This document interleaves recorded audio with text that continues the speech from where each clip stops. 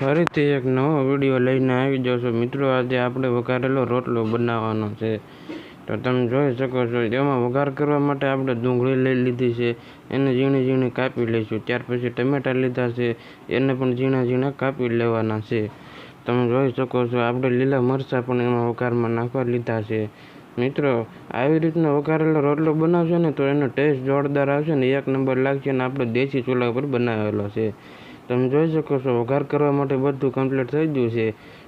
ડુંગળી છે, લસણની કળી છે, મીઠા લીમડાના પાન છે ને આપણો રોટલો છે। તમે જોઈ શકો છો હવે આપણે સીધો દેશી ચૂલા ઉપર વઘાર કરીશું। સૌથી પહેલાં એક તપેલીમાં તેલ નાખીશું। ત્યાર પછી તેમાં તેલ આવી જાય, ગરમ થઈ જાય ત્યાર પછી એમાં રાઈ નાખવાની છે। ત્યાર પછી તેમાં વઘાણી નાખવાની છે અને આખું જીરું પણ નાખવાનું છે।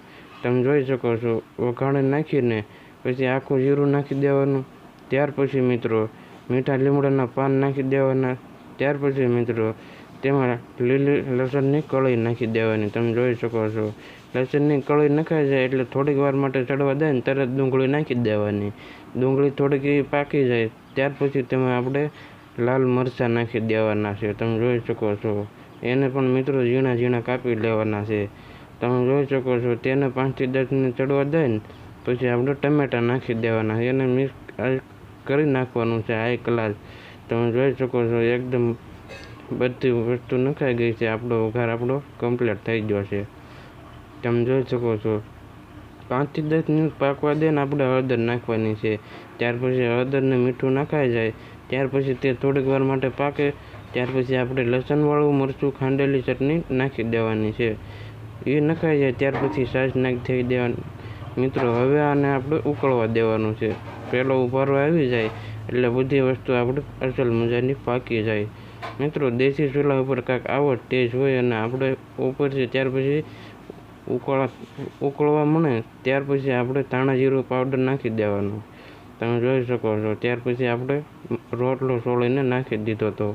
તમે જોઈ શકો આવી રીતનો રોટલો બનાવીને ખાવ ને તો ટેસ્ટ એક નંબર આવે। મિત્રો વિડીયોમાં નવા હોય ને તો અમારા વિડીયોને લાઇક કરીને અમારી આઈડીને ફોલો જરૂરથી કરજો।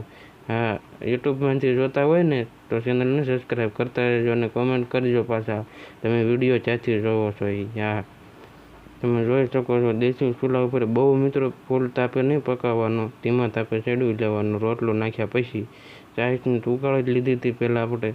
તમે જોઈ શકો છો એકદમ ટેસ્ટ જોરદાર આવે અને ફૂલ કલરમાં છે। કાશ્મીરી મરચું મિત્રો નાખો એટલે એકદમ લાલ કલર આવી જાય। મળ્યું એક નવા વિડીયોમાં।